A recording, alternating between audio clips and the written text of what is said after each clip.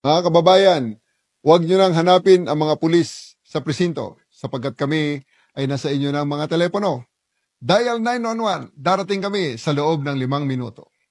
Lilingkod sa bawat Pilipino at magbibigay ng tamang impormasyon para sa tahimik at maayos na Pilipinas. Police News Network, alagad ng batas, tagapagtaguyod ng balitang pulis, sandigan ng mamamayan, patnubay ng katotohanan. Kampo Krame, maghahatid ng pinakahuling kaganapan at nagbabagang balita. Ito ang PNN Police News Network. At ngayon, ang inyong mga tagapagbalita.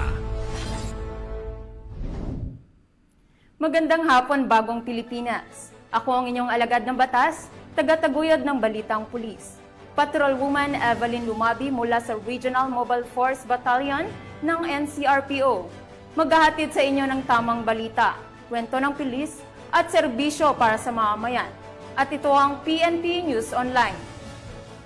Ang pangunahing balita ng Police News Network, alagad ng batas, tagataguyod ng Balitang Pulis.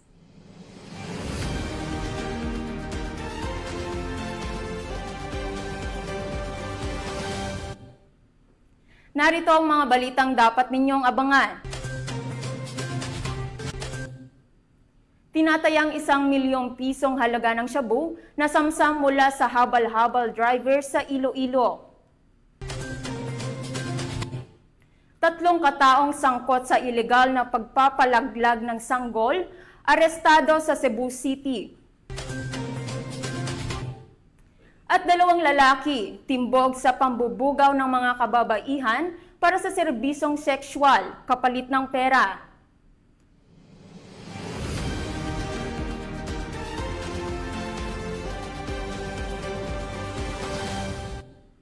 Narito ang mga balitang hatid ng ating PNN correspondents mula sa iba't ibang panig ng bansa.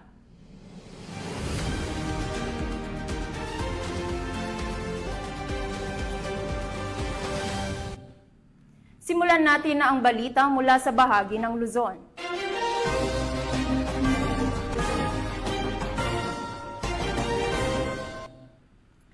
Hawak na ng mga otoridad ang nakatalang rank 1 most wanted person sa Caba, La Union matapos itong maaresto sa ikinasang manhunt operation ng Caba PNP sa Bawang, La Union.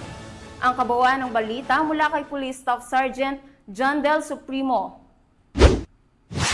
Matagumpay na naaresto ng pinagsanib na pwersa ng Caba PNP, katuwang ang mga operatiba mula sa La Union PIU at PIT La Union ng RIU-1, ang isang rank 1 most wanted person sa bayan ng Caba, La Union, sa barangay Kinabite, Bawang, La Union noong Hunyo 21, 2025. Kinilala ni Police Major Clinton P. Amawan, hepe ng Caba Municipal Police Station, ang akusado sa alias na Danny, 70 anyos, isang makines at residente ng barangay Lasud, Caba, La Union. Dagdag pa ni Police Major Amawan, inaresto si alias Danny sa bisa ng warrant of arrest para sa kasong rape sa ilalim ng Article 266-A Paragraph 1, kaugnay ng Article 266-B ng Revised Penal Code as amended by RA 8353 o ang Anti-Rape Law of 1997 kung saan walang piyansang inirekomenda. Agad siyang dinala sa Caba District Hospital para sa medical at physical examination at kalaunan ay hinatid sa istasyon ng pulisya para sa kaukulang dokumentasyon at kustodiya bago ito i-turnover sa korte na naglabas ng warrant. Samantala, ang matagumpay na operasyon na ito ay bahagi ng patuloy na kampanya ng Caba PNP laban sa kriminalidad upang mapanatili ang kapayapaan at seguridad sa kanilang komunidad. Mula dito sa Ilocos Region, ako ang inyong PNN correspondent, Police Staff Sergeant John Del Supremo, alagad ng batas, tagataguyod ng Balitang Pulis. Maraming salamat, Police Staff Sergeant Supremo. Nasa kote ng Pasay PNP ang 5 suspect sa isinagawang buy-bust operation sa Pasay City matapos magpositibo sa iligal na droga. Nakatutok dyan si Patrolwoman Mika May Bahiwag. Arestado ng mga operatiba ng Station Drug Enforcement Unit ng Pasay City Police Station ang 5 individual dakong 5:30 ng hapon sa Barangay 29 Zone 5 sa Pasay City. Kinilala ang mga naarestong suspect na sina alias Pre, alias Jackie, alias Tisoy, alias Rap at alias Rom. Nakumpiska sa mga suspect ang 6 na pakete ng hinihinalang shabu, mga drug paraphernalia at ang buy-bus money. Dinala sa Station Drug Enforcement Unit ng Pasay ang mga suspect para sa dokumentasyon habang ang mga nakumpiskang ebidensya ay isa sa ilalim sa pagsusuri ng SPD Forensic Unit. Sila ay naharap sa mga kasong paglabag sa iba't ibang seksyon ng Article 2 ng Republic Act 9165 o ang Comprehensive Dangerous Drugs Act of 2002. Mula dito sa Metro Manila, ako ang iyong PNN correspondent, Patroluman Mika May Bahiwag, alagad ng batas, tagataguyod ng balitang pulis. Maraming salamat, Patrolwoman Bahiwa. Nasamsam ang mahigit 300,000 pisong halaga ng shabu mula sa 3 individual sa isinagawang buy-bus operation ng pulisya sa lalawigan ng Bataan. Nakipalit dyan si Patrolwoman Lixan Grace Saveran. May operasyon laban sa iligal na droga ang isinagawa ng Orani Municipal Police Station sa sitio Kawayan, Barangay Tugatog, Orani, Bataan na nagresulta sa pagkakaaresto ng 3 lalaki, kabilang ang isang high-value individual. Ayon kay Police Colonel Marites A. Salvadora, Provincial Director ng Bataan Police Provincial Office, positibong nabilhan ng isang sachet ng hinihinalang shabu ng isang PNP posture buyer ang mga sospek gamit ang isang piraso ng 1,000 bilang marked money. Sa isinagawang protective search, narecover mula sa high-value individual ang isa pang sachet ng hinihinalang shabu at ang marked money. Tinatayang nasa humigit kumulang 54 gramo ang kabuang nasamsam na hinihinalang shabu na may standard drug price na 367,200 pesos. Kasalukuyang nasa kustodiya ng Orani PNP ang mga sospek at mahaharap sa kasong paglabag sa Sections 5 at 11 ng Article 2 ng Republic Act 9165 o ang Comprehensive Dangerous Drugs Act of 2002. Dagdag pa ni Police Colonel Salvadora, ang Bataan Police Provincial Office ay patuloy na nagsusulong ng kampanya kontra iligal na droga upang mapanatili ang katahimikan at kaayusan sa lalawigan. Katuwang ang mamamayan, nananatili kaming tapat sa aming sinumpaang tungkulin para sa isang ligtas at drug-free na Bataan. Mula dito sa gitnang Luzon, ako ang inyong PNN correspondent, Patrolwoman Lixan Reyes A. Saweran, alagad ng batas, tagataguyod ng balitang pulis. Maraming salamat, Patrolwoman Saweran. Arestado ang top 7 most wanted persons sa lalawigan dahil sa kasong qualified rape sa isang isinagawang operasyon ng pulisya sa bayan ng Peñarubia, Abra. Ang report mula kay Patrolwoman Maria Ella Garcia. Ang rank 7 provincial level top most wanted person arestado sa 6 na kasong qualified rape ng isang menor de edad dakong alas 5 ng hapon sa barangay Dumayco, Peñarubia, Abra nito lamang Hunyo taong kasalukuyan. Ang nasabing operasyon ay sinagawa ng pinagsanib puwersa ng mga tauhan ng Peñarubia Municipal Police Station sa ilalim ng pangangasiwa ni Police Captain June S. Saliuan, Acting Chief of Police ng Peñarubia MPS, katuwang ang Police Intelligence Unit, Provincial Drug Enforcement Unit ng Abra Police Provincial Office, Regional Intelligence Division, Regional Intelligence Unit 14, Regional Mobile Force Battalion 15, 1st and 2nd Abra Provincial Mobile Force Company ng Abra PPO at Bangged Municipal Police Station. Ang sospek ay naharap sa 6 na bilang ng kasong qualified rape alinsunod sa warrant of arrest na inisyo ni Honorable Cristina Vergara Astudillo, presiding judge ng Regional Trial Court, Branch 58 sa Bukay, Abra, na walang inirerekomendang piyansa para sa nasabing mga kaso. Ayon sa pamunuan ng Peñarubia PNP, ang matagumpay na pag-aresto ay bahagi ng patuloy na kampanya ng pambansang pulisya laban sa mga kriminal na may mabibigat na kasalanan, partikular na ang mga sangkot sa karahasan laban sa kabataan, upang matiyak ang hustisya para sa mga biktima ng karahasan. Mula dito sa Abra Police Provincial Office, ako po ang inyong Police News Network Correspondent, Patrolwoman Maria Ella Garcia, alagad ng batas, tagataguyod ng balitang pulis. Maraming salamat, Patrolwoman Garcia. Sa pagpupugay sa mga naglingkod ng tapat sa hanay ng kapulisan, binigyang rekognasyon ng Eastern Police District ang 2 retiradong pulis at isang non-uniform personnel sa ilalim ng programang Salamat Kapatid. Yan ang balitang hatid ni Patrolwoman Melin Loquias.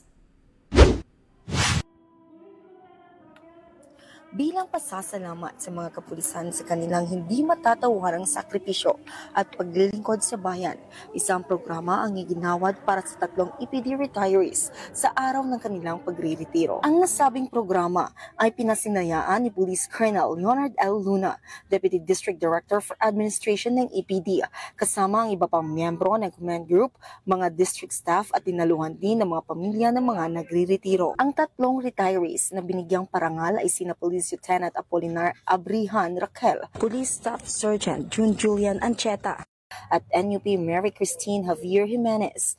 Gayon din ang kanilang mga matatanggap na benepisyo sa ilang taon nilang pagsiserbisyo at sa karangalang batid hindi lamang sa Eastern Police District kundi maging sa buong organismo. Mainit na mensaheng pasasalamat naman ang iginawad ni Police Lieutenant Apolinar Abrihan Raquel sa karangalang makapaglingkod sa bansa at sa mamamayan bilang alagad ng batas at ang makapagbigay ng serbisyo sa PNP na siyang nagsilbing pangalawa niyang tahanan at pamilya. Napalaki po ng naitulong ng PNP bilang pangalawang tahanan. Halos kalahati ng buhay ko ay naambag ko po sa serbisyo sa PNP. Yung disiplina natin sa paglilingkod ay bigyan natin pahalaga. Mula dito sa Eastern Police District, ako po ang inyong Police News Network Correspondent, Patrolwoman Melin Loquias, alagad ng batas, tagataguyod ng balitang pulis. Maraming salamat, Patrolwoman Loquias. Upang higit pang mapabilis at mapaigting ang pagtugon sa emergency at insidente ng krimen, isinagawa ng Police Regional Office 5 ang isang tabletop exercise bilang bahagi ng implementasyon ng kanilang 5-minute deployment strategy. Alamin ang report mula kay Patrolwoman Vanessa Sol.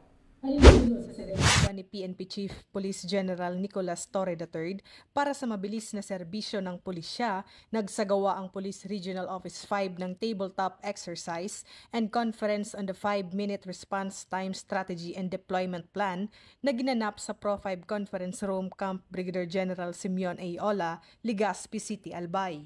Ang aktibidad ay pinangunahan ni Police Brigadier General Andre Perez Dizon na nagbigay diin sa kahalagahan ng maayos at napapanahong pagtugon ng pulisya upang matiyak ang agarang aksyon sa mga kritikal na insidente at emergency. Sinuri at ginaya ng mga pangunahing leader sa pagpapatakbo ang mga senaryo upang subukan ang kakayahan ng rehiyon na maabot ang pambansang target na tumugon sa loob ng 5 minuto sa anumang distress call o emergency. Nakatuon ang mga talakayan sa strategic deployment ng mga patrol unit, pinahusay na command coordination at ang paggamit ng geospatial mapping tool para ma-optimize ang mobility at presence. Ang inisyatiba na ito ay sumasalamin sa patuloy na pagpupursige ng Police Regional Office 5 na mapabuti ang pagiging handa sa pagpapatakbo, panindigan ng tiwala ng publiko at ihatid ang serbisyong approachable, presentable at dependable. Mula dito sa Legazpi City, Albay, ako ang inyong PNN Correspondent, Patrolwoman Vanessa Sol, alagad ng batas, tagataguyod ng balitang pulis. Maraming salamat, Patrolwoman Sol. Tunghayan naman natin ang mga balita mula sa Visayas.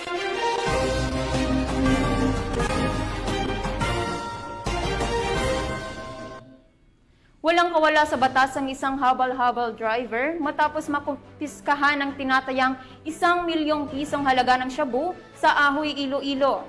Magbabalita dyan si Patrolwoman Andrea Dominic De Palubos.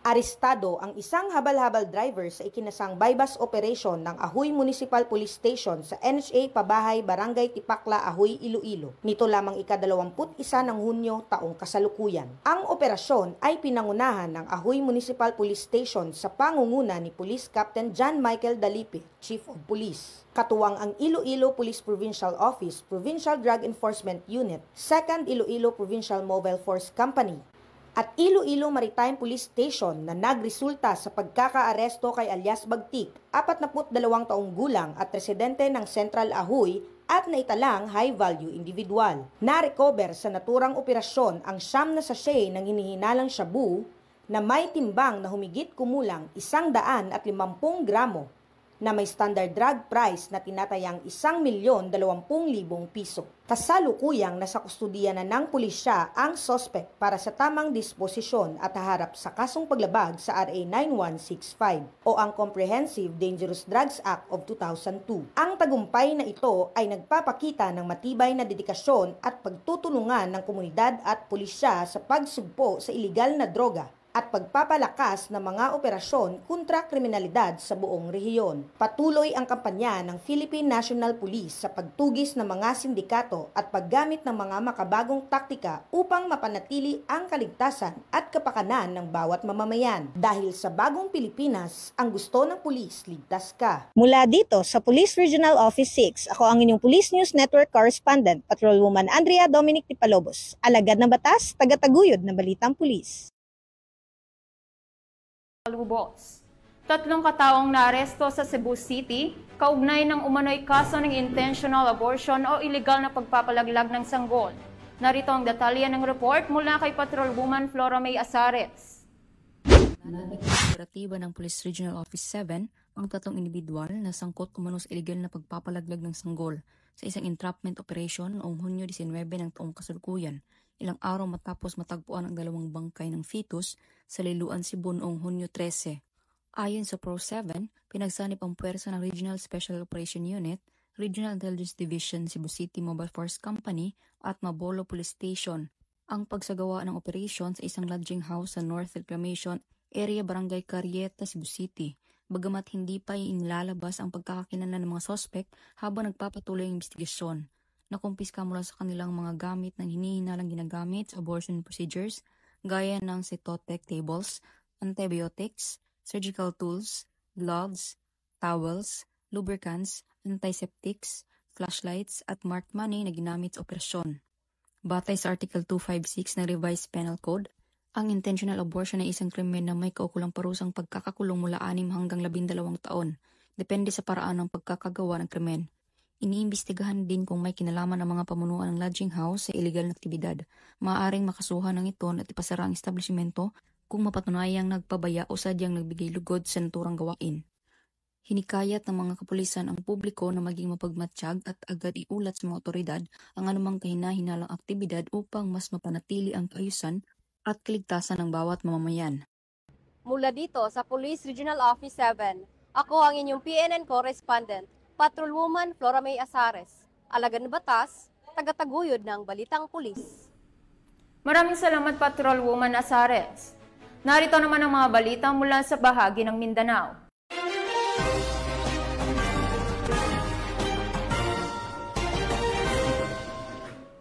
Dalawang individual ang arestado ng Regional Anti-Cybercrime Unit, Bangsamoro sa Cotabato City, Maguindanao del Norte, dahil sa pambubugaw ng mga kababaihan para sa serbisyong sexual kapalit ng pera. Ang balita mula kay Patrolwoman Mary Grace Artizuela. Walang kawala sa batas ang 2 individual na sangkot sa pambubugaw ng mga kababaihan para sa serbisyong sexual kapalit ng salapi sa Cotabato City, Maguindanao del Norte. Batay sa natanggap na impormasyon ng mga otoridad, isang cellphone number ang natukoy na ginagamit ng mga suspect para sa kanilang iligal na gawain. Nakipag-ugnayan ang mga operatiba sa nasabing numero at kalaunay ibinigay ng mga suspect ang kanilang Facebook account at pumayag na makipagkita upang ihatid ang 2 babae na umano'y biktima ng human trafficking, kapalit ng halagang 2,500 piso bawat isa.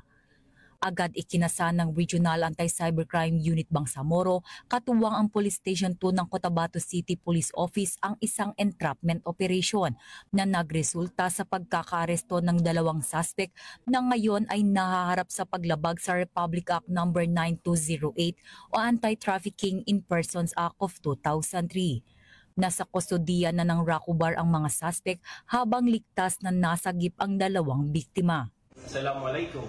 Ang human trafficking o pangangalakal ng tao gamit ang internet ay isang seryosong krimen sa ilalim ng saligang batas na nasasaad sa Anti-Trafficking in Person Act at Cybercrime Prevention Act. Huwag basta-bastang magtitiwala sa mga online na nag-aalok ng trabaho, modeling o maahalay na gawain kapalit ng pera.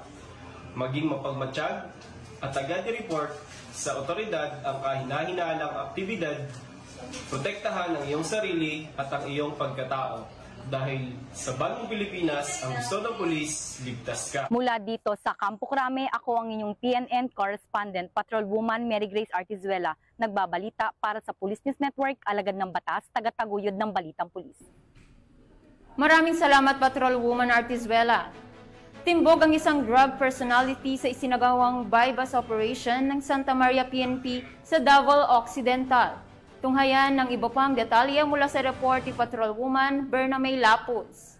Arestado sa personality sa isinagawang bypass operation ng Santa Maria Municipal Police Station sa Barangay Basyawan, Santa Maria, Davao Occidental, nito lamang ika-22 ng Hunyo taong kasalukuyan.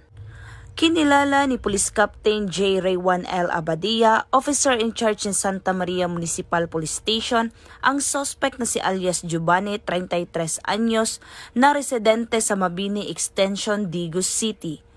Na-recover mula sa suspect ang 5 pakete ng hinihinalang shabu na may tinatayang bigat na 1.4 grams na may tinatayang halaga na 9,520 pesos, isang cellular phone at bypass money na ginamit sa operasyon. Ayon pa kay Police Captain Abadea, nahuli ang suspect ng mga tauhan ng Santa Maria Municipal Police Station sa koordinasyon ng Davao Occidental Police Mobile Force Company at Philippine Drug Enforcement Agency.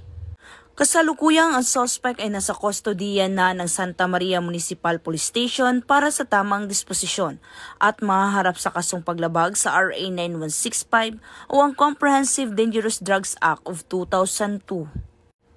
Samantala, patuloy naman na ginagampanan ng Police Regional Office 11 ang kanilang tungkulin na sugpuin ang anumang iligal na mga aktibidad, layunin nilang mapanatili ang kapayapaan at kaayusan sa buong rehiyon. Mula dito sa Rehiyon 11, ako ang inyong PNN correspondent, Patrolwoman Bernamay Lapuz, alagad ng batas, tagataguyod ng balitang pulis. Maraming salamat, Patrolwoman Lapuz. Walang takas ang isang payong-payong driver sa ikinasang bypass operation ng mga otoridad sa Cotabato City. Ang buong detalye ng report mula kay Patrolwoman Angela Bandarlibe. Arestado sa bypass operation ng isang payong-payong driver sa Purok Bronze, Poblacion 2, Cotabato City, nito lamang Hunyo taong kasalukuyan. Kinilala ng otoridad ang suspect na si alias Amir, 39 anyos, na residente ng nasabing lugar. Nakumpiska mula kay Amir ay isang pakete ng hinihinalang shabu na may bigat na 5 gramo at tinatayang nagkakahalgang 34,000 pesos, isang Bajaj motorcycle na ginamit sa transaksyon. Naharap ngayon si Amir sa kasong paglabag sa Republic Act No. 9165 o ang Comprehensive Dangerous Drugs Act of 2002 at kasalukuyang nasa kustodiya ng Cotabato City Police Office para sa karampatang disposisyon. Patuloy ang panawagan ng mga otoridad sa publiko na makipagtulungan sa kampanya kontra ilegal na droga upang mapanatili ang kapayapaan at kaayusan sa komunidad. Mula rito sa Riyon ng Bangsamoro, ako ang iyong PNN correspondent, Patrolwoman Angela Bandarlibe, alagad ng batas, tagataguyod ng balitang pulis.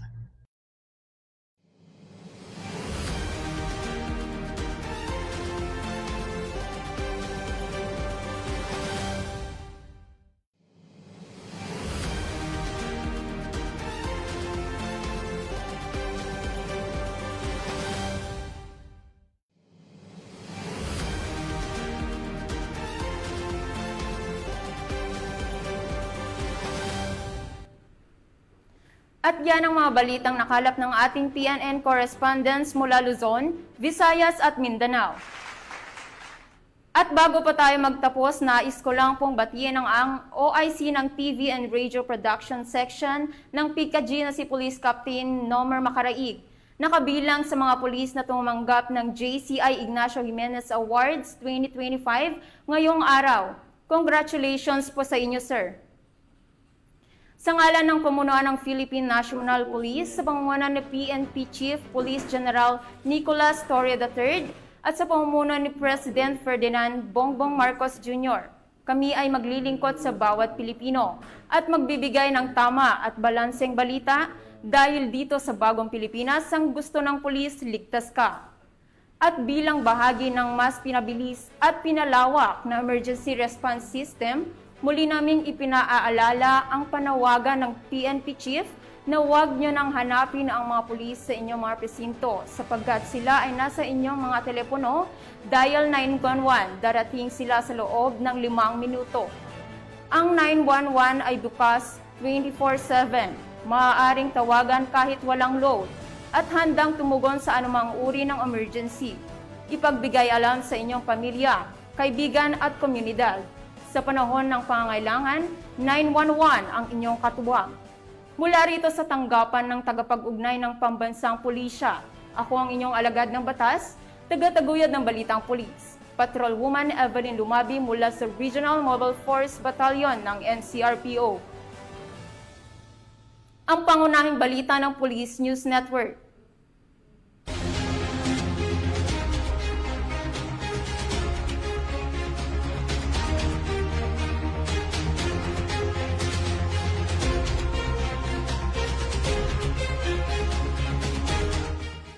Police News Network, alagad ng batas, tagapagtaguyod ng Balitang Pulis.